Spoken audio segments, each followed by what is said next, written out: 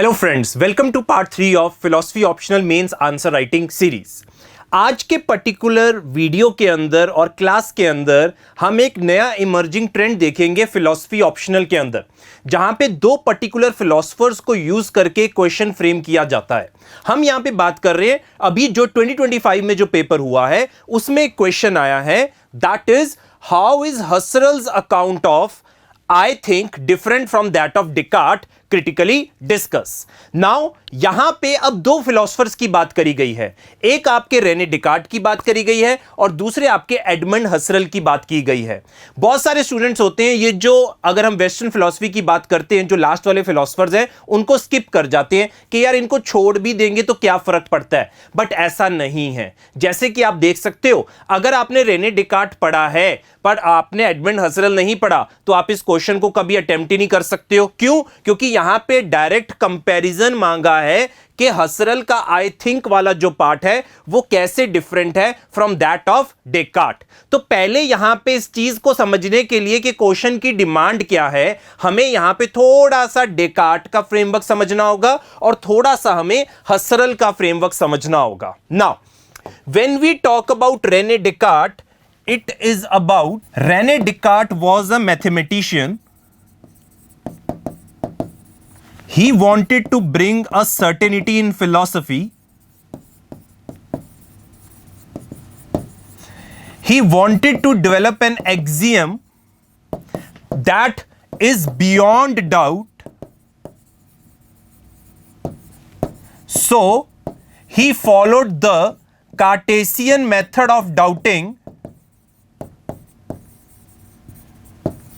where he doubted each and everything from matter to even the arithmetic and the concepts of the science। But एक चीज के ऊपर वो doubt नहीं कर पाया, दैट इज कि वो डाउट कर पा रहा है कि वो उस चीज के ऊपर डाउट नहीं कर पा रहा कि जब वो डेलिबरेटली डाउट कर रहा है चीजों के ऊपर तो वो एक चीज के ऊपर डाउट नहीं कर सकता कि वो कुछ सोच रहा है या वो डाउट कर रहा है। तो वहां से उसने अपना एक सब्सटेंस क्रिएट करा, that is through his notion or axiom, that is cogito ergo sum, which means I think therefore I am। अब यहां पे ये वाला जो आई थिंक है रेने डिकार्ट का, इसके बारे में बात हो रही है। और जब हम यहां पे थिंक से बात करते हैं उसका मेन पर्पस था यहां पे इसको एस्टैब्लिश करना as a thinking entity. As a thinking entity माने सोल बोल सकते हो या माइंड बोल सकते हो, और इसको उसने क्रिएट करा as the first substance. So Rene Descartes का जो आई थिंक वाला नोशन है उसका मेन फोकस किसी पर्टिकुलर चीज के बारे में सोचने का नहीं है, उसका यहां पे जो मेजर फोकस है वो अपने सब्सटेंस को एस्टैब्लिश करना है। और इस सब्सटेंस को एस्टैब्लिश करने के बाद वो एक और सब्सटेंस को एस्टैब्लिश करेगा, दैट इज बॉडी, और जहां से उसका क्रिएट होगा mind body dualism. This is if we talk about sum up what was the Rene Descartes philosophy. तो रेने डिकार्ट फिलॉसफी के अंदर जो एक इंपॉर्टेंट चीज है that is basically revolving around creating a substance, and when he created a substance that is it led to a metaphysical dualism that is related to soul and that is related to body. But when we talk about Edmund Husserl, his particular philosophy is more on the aspect of phenomenological reduction. Now this particular philosophy is about, when we will try to discuss, that he wanted to create as a philosophy as rigorous science which is truly objective in nature, जो अपने आप में क्या है, objective है। यहां पे उनका main focus as a substance establish करना नहीं था, उनका मेजर जो फोकस था, जो वो आई थिंक के नोशन से बताना चाहते हैं, दैट इज जब भी हम कॉन्शियसनेस की बात करते हैं, जब वो ट्रू कॉन्शियसनेस की बात करते हैं, that is reached after epoch और let's say Adiabatic reduction or after the transcendental reduction, he is basically talking about the consciousness, but that consciousness is always intentional, it is always directed towards something, it is always directed towards something. That is the major part of Edmund Husserl philosophy.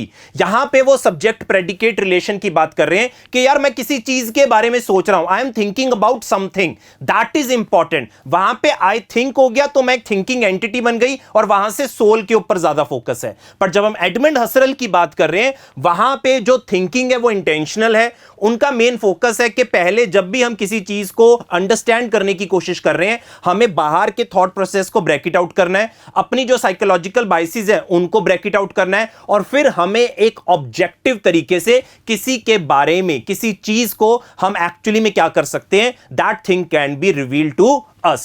That is the most important thing when we talk about Edmund Husserl philosophy. और इस philosophy को थोड़ा सा आप yoga philosophy के साथ भी compare कर सकते हो. आप किसके साथ कंपेयर कर सकते हो? आप इसको योगा फिलॉसफी के साथ भी कंपेयर कर सकते हो. So that is the difference when we talk about what I think of Edmund Husserl is and what I think of Rene Descartes is. जब हम रेने डेकार्ट की मेथड की बात करते हैं तो वो तो कार्टेशियन मेथड ऑफ डाउट है जहां से वो अपने सिनारियो के ऊपर पहुंच रहा है. बट यहां पे जो एडमंड हसरल पहुंचा है आई थिंक के रिलेटेड वो अपने फिनोमिनोलॉजिकल रिडक्शन के थ्रू पहुंचा है. तो आपको यहां पे प्रोसेस को डिस्कस करना है जो हमने डिस्कस किए और बेसिकली इन दोनों के डिफरेंट प्रोसेस किस चीज के ऊपर इनका ज्यादा फोकस है उन्हीं को डिस्कस करते हुए आपको इस क्वेश्चन को अटेम्प्ट करना था. और ये क्वेश्चन बहुत ही ज्यादा सिंपल था पर डिपेंड करता है क्या आपने हसरल अच्छे से पढ़ा है या नहीं है. क्या आप सिर्फ रेने डेकार्ट पढ़ के रुक चुके हो? अगर आपने सिर्फ रेने डेकार्ट पढ़ा होता तो ये क्वेश्चन अटेम्प्ट नहीं होना था. उसके लिए बड़ा इंपॉर्टेंट था कि आपने एडमंड हसरल को भी अच्छे से पढ़ा होना चाहिए. अगर आपने बिल्कुल बेसिक भी पढ़ रखा था तो आप इस क्वेश्चन को इजीली अटेम्प्ट कर सकते थे. जैसे कि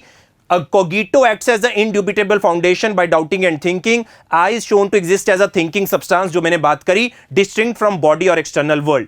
हसरल के लिए consciousness always intentional है. It always is consciousness of something that is noesis and noema. I think becomes I intend something and the transcendental ego appears as a constituting pole of meaning rather than a mere thinking thing. तो यहां पे ये नहीं बस सोच रहा है, क्या सोच रहा है वो ज्यादा इंपॉर्टेंट है अगर हम किसकी बात करते हैं, एडमंड हसरल की फिलॉसफी में. तो ये आपकी स्टार्टिंग पॉइंट में इंट्रोडक्शन आ सकता था, ये आपकी मेन बॉडी जहां पे आप प्रोसेस के ऊपर फोकस कर रहे हो और फाइनली आप यहां पे इसको सम अप कर सकते थे. So question was relatively simple but it depends कि आपकी तैयारी कैसे है, आपको आंसर लिखना आता है कि नहीं आता, आपने रेने डेकार्ट अच्छे से पढ़ा है या नहीं पढ़ा है. And for basically making your purpose easier, we are bringing a particular test series of philosophy optional. Limited seats हैं यार, ये चीज मैं बता दूं.